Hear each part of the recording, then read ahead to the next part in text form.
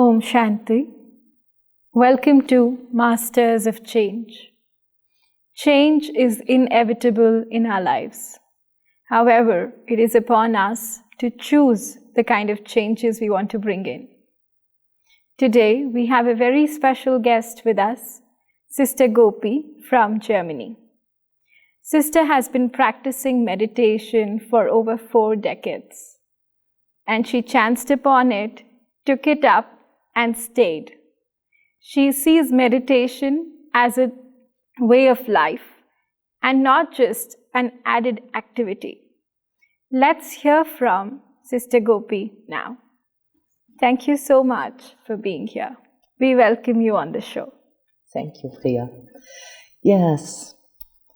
We would want to understand from you about your family, your friends, and how did you get into this? I grew up in a very religious family, and so God was always one theme where we spoke about, where we exchange our experiences. But as you know, religious as on one way sometimes become very dry. So in the age of 21, I decided, I stopped working and said, I want to go in the world to see, and decided to go to India. So for 4.5 months, I went with a friend to India. And in this time, I found India was totally different than today. Yeah. It was 1979, and the people, and even if there were a lot of people, a lot of chaos, but at the same time I could see always the love for devotion, for God, and this touched my heart, and I really got lost in India. And after 4.5 months I come back to Germany, and my mom said, "You are an Indian?" So she said, "I can't believe it, but when I see you now, you changed." And in this time, I didn't meditate or did anything. It was only the lifestyle which I really took with me. And after some time, it was gone. So I was searching. I still started working again. And when I was really in a need, I found Brahma Kumaris, and it was on the 3rd Sunday in the month, World Meditation Hour. And I was a little bit late, so I came in the meditation room. It was full, because in this year 82, it was a big peace movement in Germany, and people were looking for peace and how we get peace, and so many were looking also for meditation. So I went in this big room, and this one sister was sitting in front, and she was looking at each and every one of us, and as I didn't know how to meditate, I was looking in her eyes, and I felt peace and happiness. But at the same time, at the end of the meditation, I had the feeling she had hypnotized myself. I said, oh, yo. Next day I went to work and said, I have to go again tonight. And with the determined thought, no one can hypnotize myself when I don't want it. So in the evening, I went back on Monday. And in this time, a young man was sitting on the chair and was leading the meditation. So I was a little bit shy because I didn't know him, and so. But I said, okay, if my thought was the experience, so I had to look in his eyes, and I looked in his eyes with the determined thought, no one can hypnotize myself. And then it was the same experience. Peace and happiness again. So, your first encounter was on World Meditation Day. So you started with meditation and then got into the course. Yeah, and then I asked, what can I do to get more information about how to meditate and what is behind this meditation. Then I started the course, and with the course I started also coming in the early morning hours. And in Cologne, the trams are not going that early, so we even walked by foot to the center to have our meditation. And my first experience in meditation was that a lot of rubbish came up. Things which I was not expected. I thought meditation is something good, but at the same time it was like a clearing process. A lot of things appears. But I went through this because I made also good experiences, but I was also aware a lot of unclear things are in me, the soul. So at the beginning you say, it's very interesting for me to know, that when you start meditating, a lot of rubbish comes up on the surface. And you say it's a clearing process. But a lot of us would feel that, when we begin to meditate, we should have those experiences, and only then will we stick by. Otherwise, we would feel it's not meant for me, or I'm not good enough to do it. But the way you see it is a great perspective to have. It's clearing up, and when the rubbish is over, then I will find the better experiences that I'm looking for.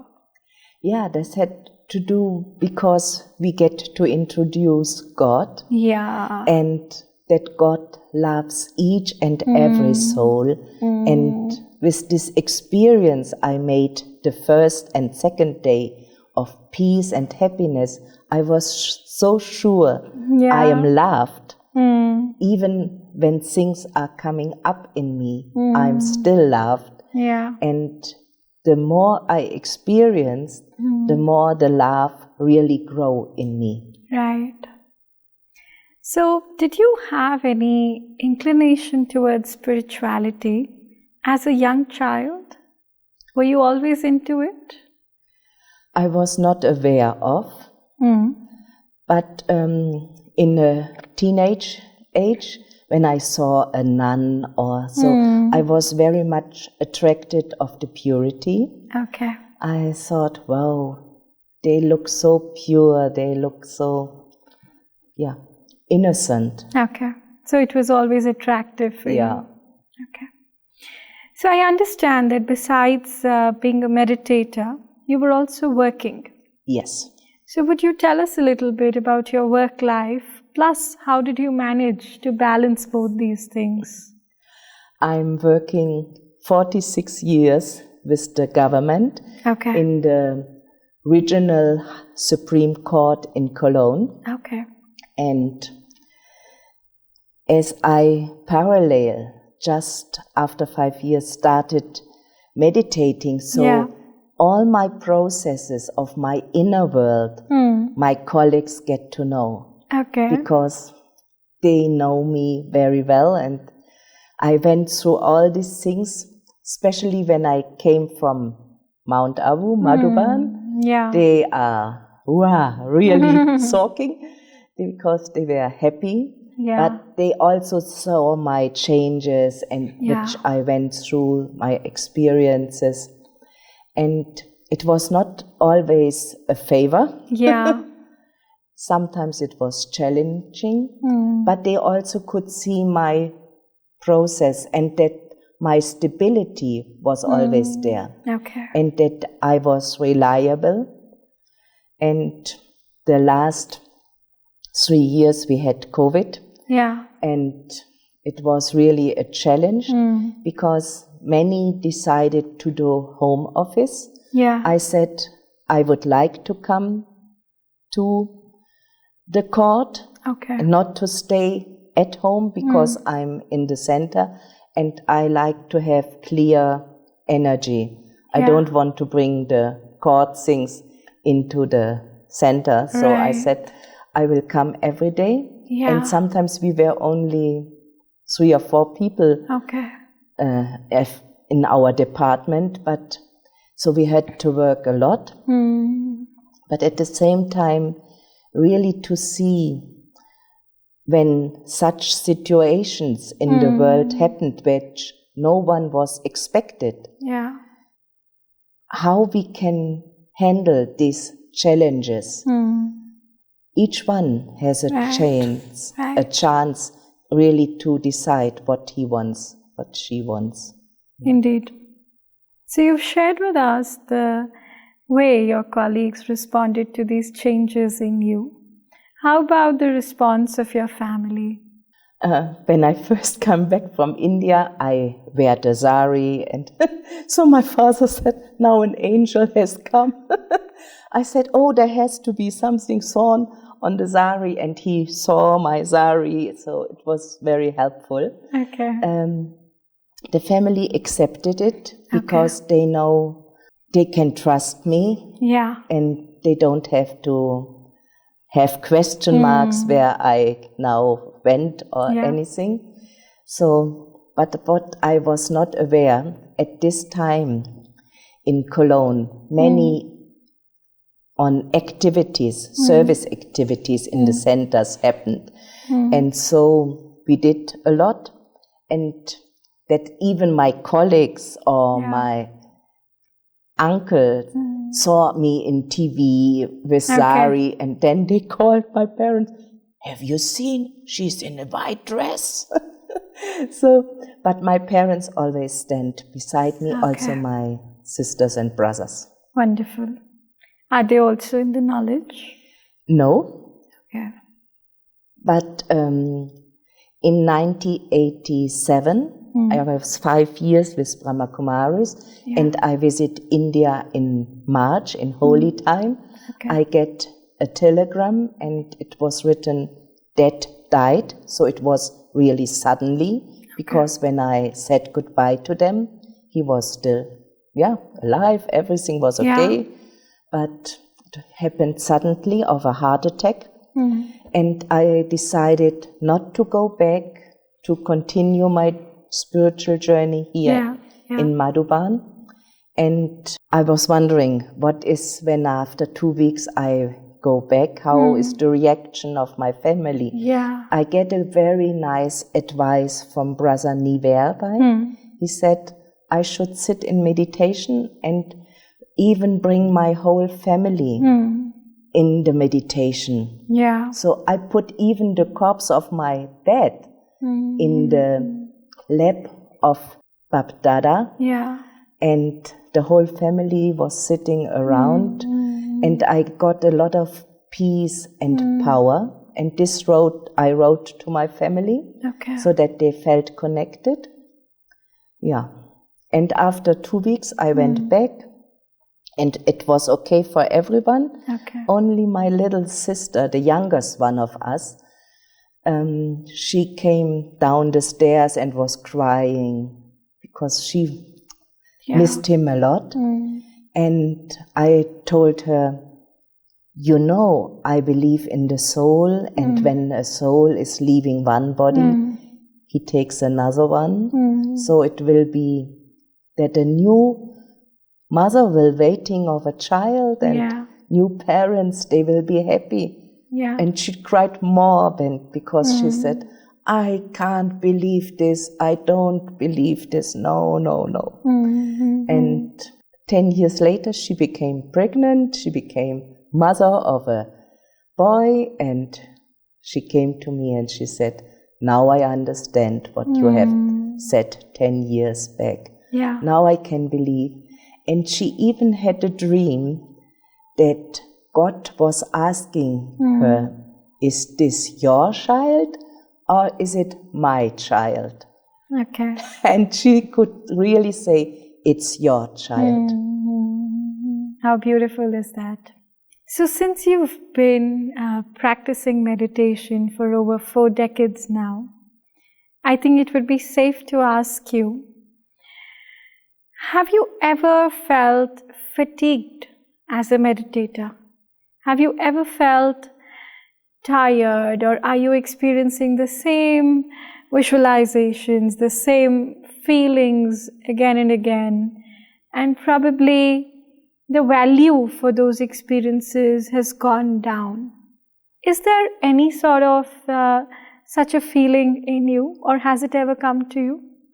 Yes, it's not always that my meditation are powerful or we can say successful. Yeah. But this but is when others are asking, please make a meditation commentary with us. Even the colleagues sometimes came and said, let us meditate and let us.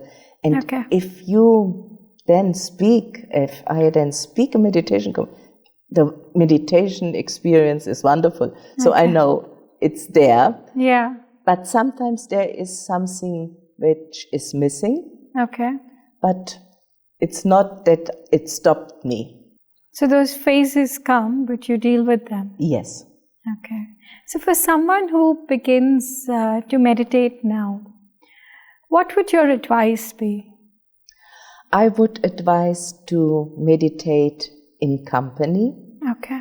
Because I think this is good to visit a center or a meditation place, to come together to meditate. Because what each and everyone around me and I also like is the exchange afterwards. Yeah. To speak about it, to make clear that what I experience is real for me. Sort of validate it, because others will also probably go through similar, if not the same experiences. Yeah. And we learn from the experience from each other. Right, right. Exactly. That's also the point of this whole conversation that we're having. We're here to, understand from your experience and then go back home and try those things with ourselves. So would you want to share a personal or a success story, a transformational story, maybe in your life or in the life of a student whom you have taught? I was 3 months in knowledge. Yeah. And then we had a program outside, and the center sister decided I should go on stage to do the meditation commentary. Okay. But I should wear a sari. I have never worn a sari before, so they put me in a sari, and I don't know how to walk, and it was a little bit. And I have never done a meditation commentary in the audience in this time.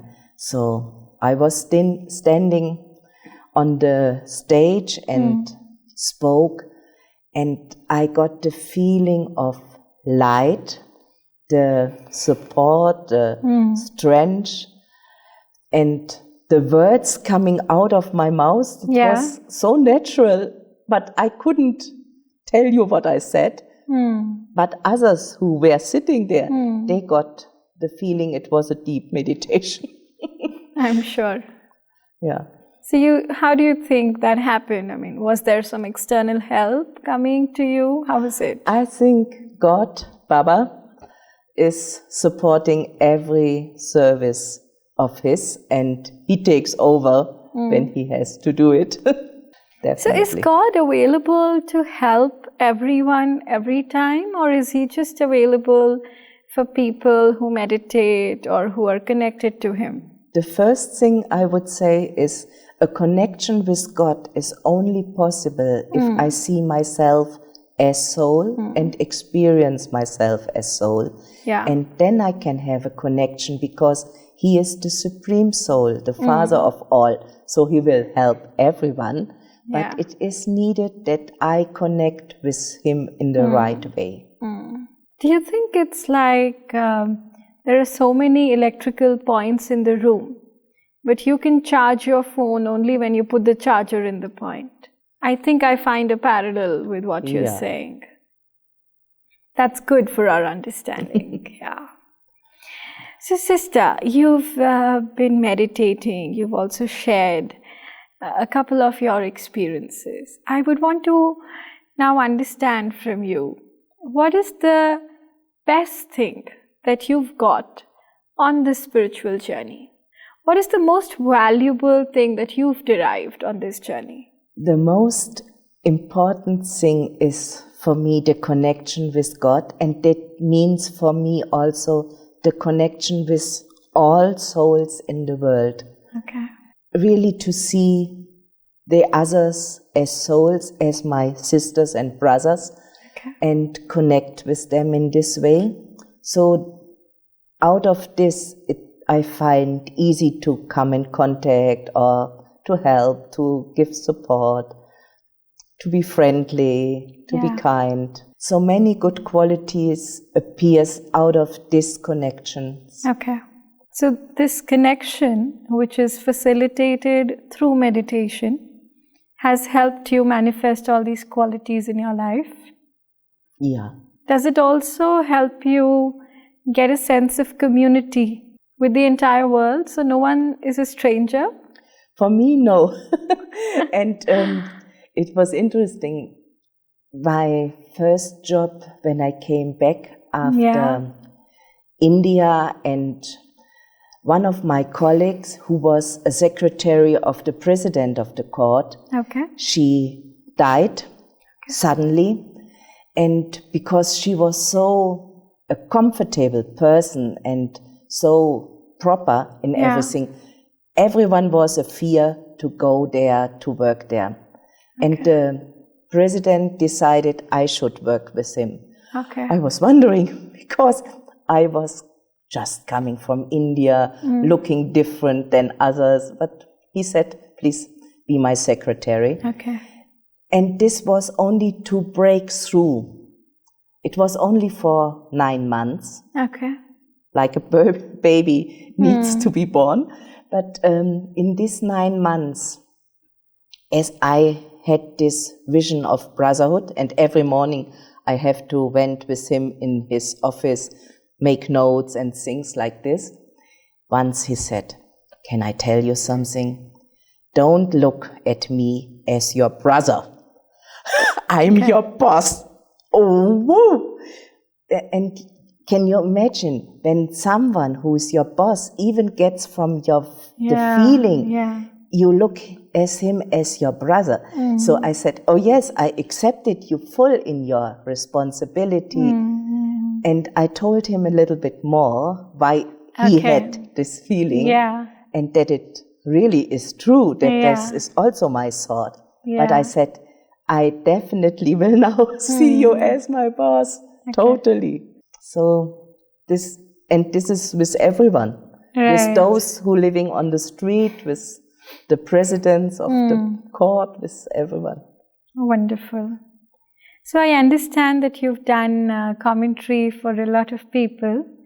So I would now want to request you to give our viewers and myself a little flavor of meditation. Would you do a guided meditation for us? Yes. Please. I breathe in and out. And my focus is on the middle of the forehead, where I, the soul, the living being, are.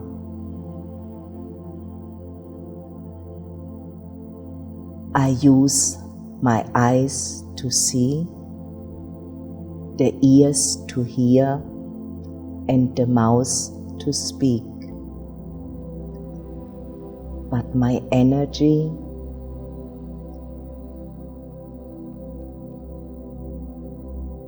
my meaningfulness comes from me, the soul, the living being. I am a little point of light, living energy.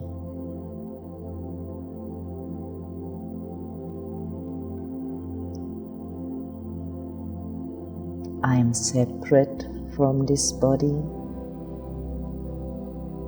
and at the same time only when I in the body, I can use the body and experience myself.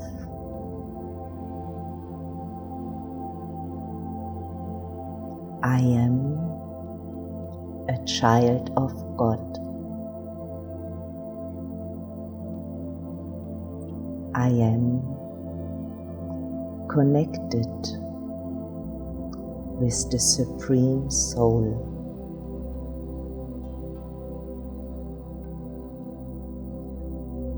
He is not in this world, but I can reach Him with my thoughts.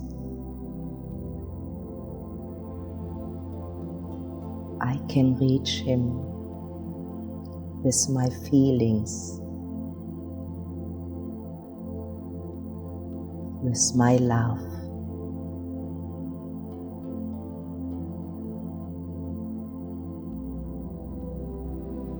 Then He is the Father and Mother of all souls,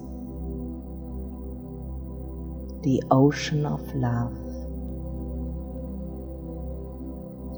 the ocean of peace.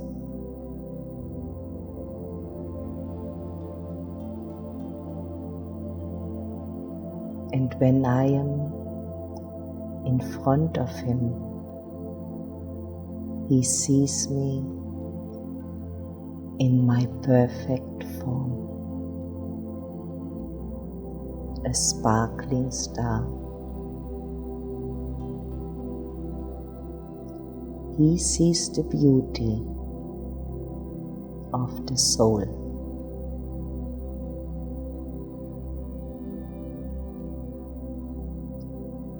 And He loves each and every soul. As He is not from this world, I can reach Him every time. Each and everyone can meditate, connect with Him, and get His energy.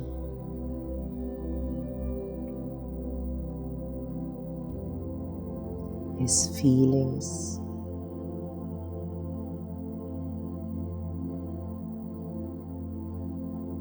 His support. I only have to be open to let it flow, to take it, and then bring it in my life. Om Shanti.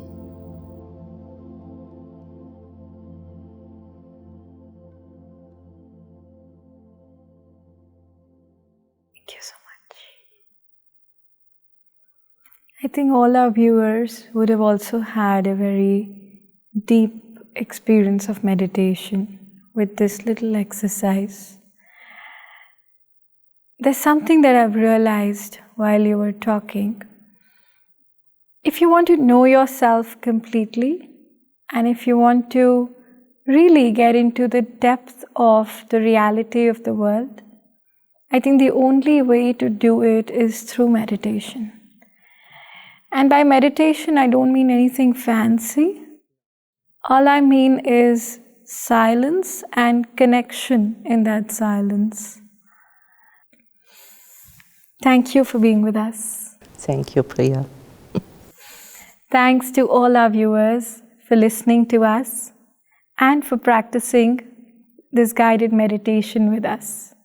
I'm sure this is an experience that you would want to extend in your life and make meditation a way of life.